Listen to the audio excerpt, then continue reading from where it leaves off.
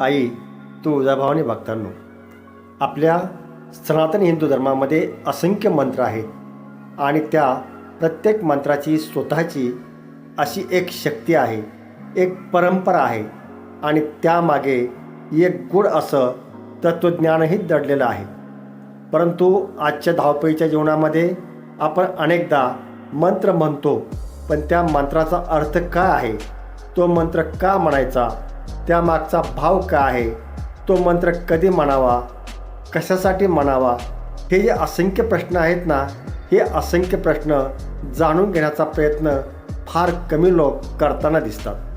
क्षणभर विचार करा, जर एखादा माणूस रोज एखादं सुंदर गाणं गुणगुणत असेल, पण त्या गाण्याचा अर्थ त्याला माहीत नसेल, तर त्या गाण्याचा आनंद पूर्णपणे त्या माणसाला अनुभवता येईल का?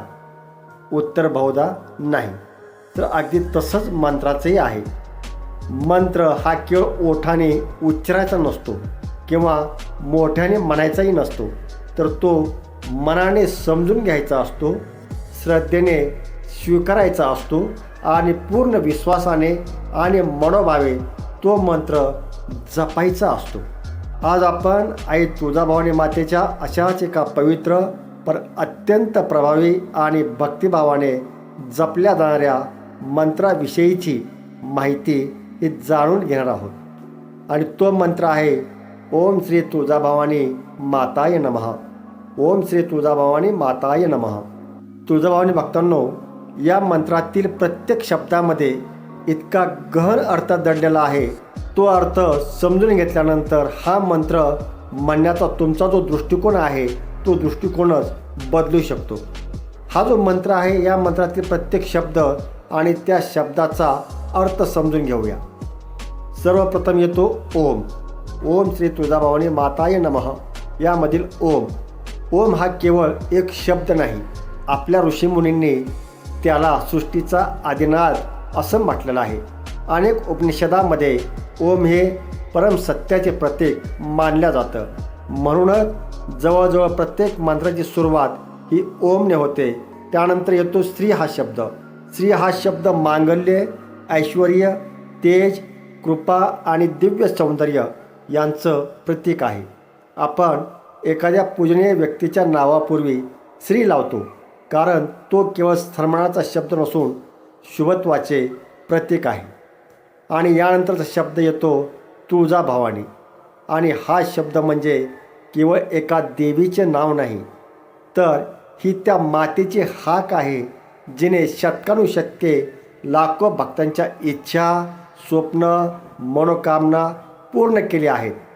महाराष्ट्रातील असंख्य कुटुंबाची ती कुलस्वामिनी आहे.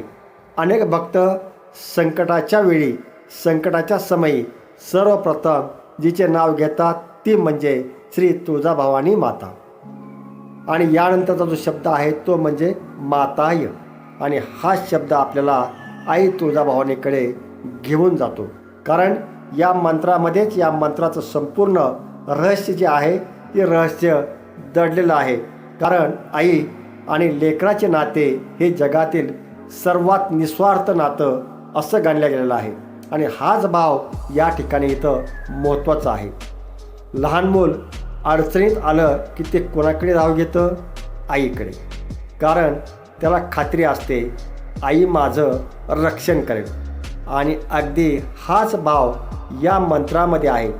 जेव्हा भक्त म्हणतो ओम श्री तुळजाभवानी माताय नमः, ओम श्री तुळजाभवानी माताय नमः, तेव्हा तो देवीला फक्त देवता म्हणून नमस्कार करत नाही, तर आपल्या आईला हृदयाच्या अंतःकरणातून आवाज देत असतो. आणि शेवटचा शब्द आहे नमः. याचा अर्थ फक्त नमस्कार एवढाच नाही. नमः म्हणजे माझा अहंकार तुझ्या चरणी अर्पण करतो, माझे दुःख तुझ्या चरणी अर्पण करतो, माझी चिंता तुझ्या चरणी अर्पण करतो, माझे जीवन तुझ्या चरणी समर्पित करतो. आणि म्हणूनच हा मंत्र केवळ नमस्कार नसून पूर्ण समर्पणाची भावना आहे.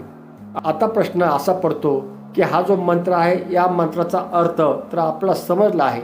मग अर्थ समजला आहे, तर मग हा मंत्र जपायचा का, याचं उत्तर शोधण्यासाठी आपण भक्तीचा अर्थ समजून घ्यायला हवा. आई तुळजाभवानी भक्तांनो, एक गोष्ट नेहमी लक्षात ठेवा. मंत्र हा कोणतीही जादूची कांडी नाही. मंत्र म्हणजे आपल्या मनाला, आपल्या विचारांना आणि आपल्या श्रद्धेला परमेश्वराशी जोडणारा एक पवित्र सेतू आहे. आणि जेव्हा आपण मनापासून श्रद्धेने आणि विश्वासाने एखादा मंत्र जपत असतो, तेव्हा फक्त आपल्या ओठावर शब्द नसतात, तर आपल्या अंतःकरणातून एक प्रार्थना निघत असते. आणि ती प्रार्थना असते, हे आई, तू माझ्यासोबत राहा, माझ्या पाठीशी नेहमी उभी राहा. आणि खरं म्हणजे प्रार्थनेमध्ये प्रचंड ताकद असते. आणि याच कारणामुळे लाखो भक्त रोज देवीचं स्मरण करतात, नाव घेतात, मंत्र ऐकतात, मंत्र जपतात. कारण त्यांना फक्त शब्दावर नाही, तर त्या नावामागे असलेल्या मातृशक्तीवर विश्वास असतो.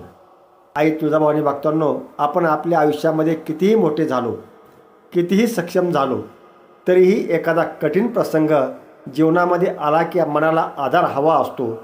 आणि अशा कठीण प्रसंगी काही लोक मित्राकडे जातात, कोणी नातेवाईकाकडे जातं, आणि ज्याला कोणीच नाही तो थेट काय करतो, आपल्या देवीकडं, आपल्या आईकडं धाव घेतो.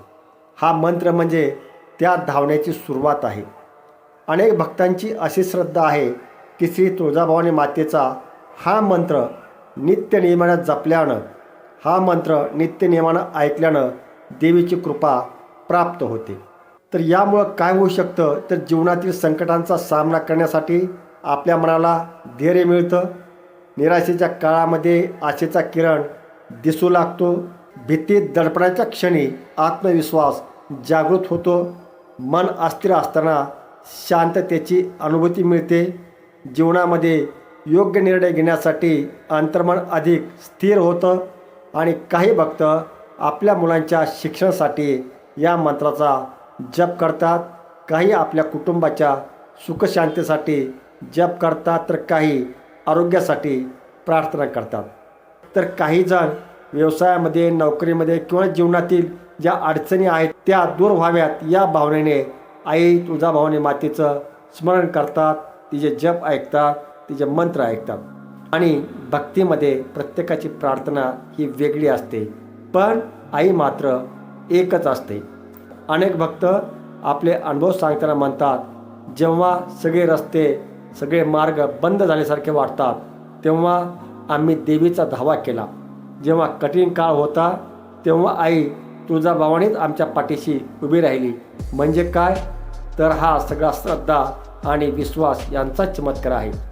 एक गोष्ट नेहमी लक्षात ठेवा, चमत्कार हे मंत्रामुळे घडत नसतात, तर ते तुमच्यातील श्रद्धा आणि विश्वास यामुळे घडत असतात.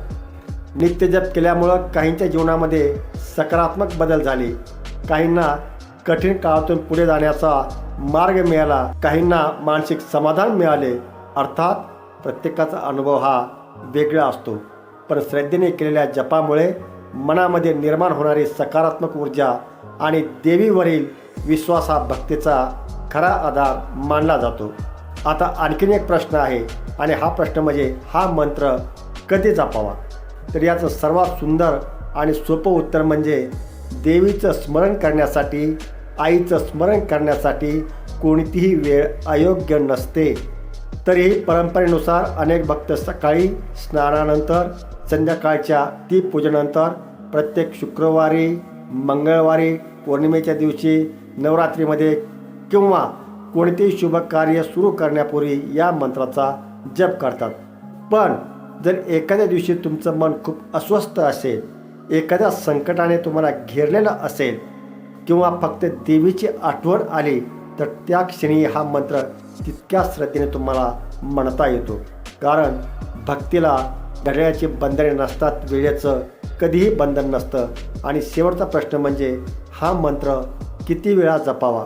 तर अनेक भक्त 11 वेळा, 21 वेळा, 51 वेळा किंवा 108 वेळा जप करतात. तर ही आपली परंपरा आहे. पण या ठिकाणी संख्या ही सर्व काही नाही, ती महत्त्वाची नाही.